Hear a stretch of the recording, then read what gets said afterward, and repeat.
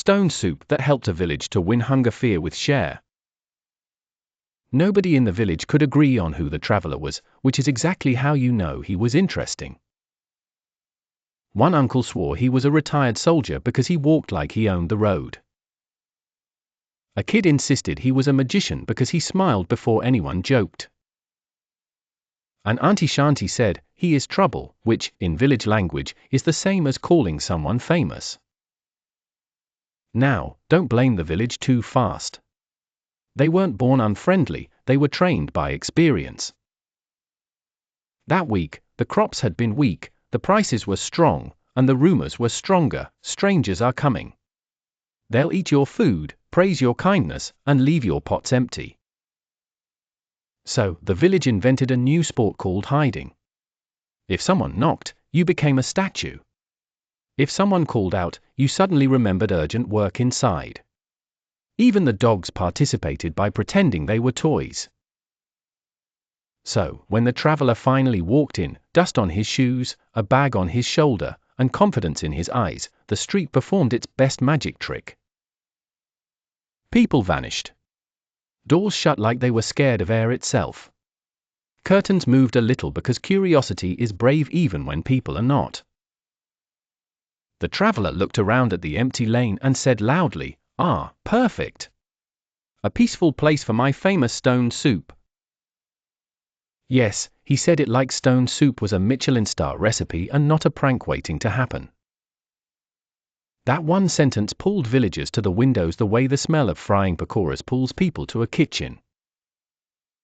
Auntie Shanty, who never really lived up to her name, finally leaned out and said, "Stone soup. You cook soup with a stone." Her eyebrows did the full speech. The traveler nodded seriously, like a teacher about to begin a lesson. "Exactly. It's an ancient recipe," he said. "It tastes best when people watch with doubt."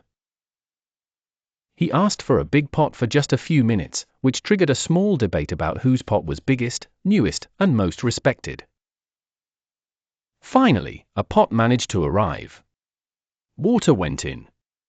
A fire was lit. Then the traveler pulled out a smooth stone, washed it carefully like it was a special guest, and dropped it into the pot with the drama of a movie hero entering slow motion.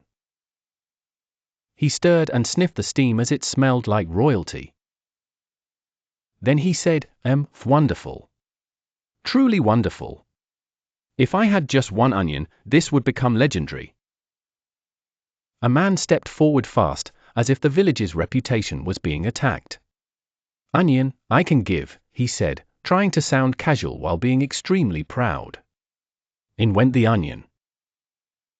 A few stirs later, the traveler sighed. "Ah. Now it's almost perfect. It only needs a pinch of salt to wake up the flavor." Salt appeared. Then he added, a handful of dal would make it filling, and dal appeared. A tomato would make it colorful, and someone sprinted off as if color was a community emergency. Little by little, the pot stopped smelling like just hot water and started smelling like dinner. Finally, the traveler tasted a spoonful and nodded like a judge. He lifted the stone out carefully, rinsed it, and held it up for everyone to see. "Friends," he announced, "the stone has done its job." It reminded the soup of what it wanted to become. The villagers laughed, partly because the trick was clear now, and partly because laughing is cheaper than admitting you got happily outsmarted. They sat together and ate, and suddenly the same people who were invisible an hour ago were saying, take more, like generosity had been hiding behind the curtains the whole time.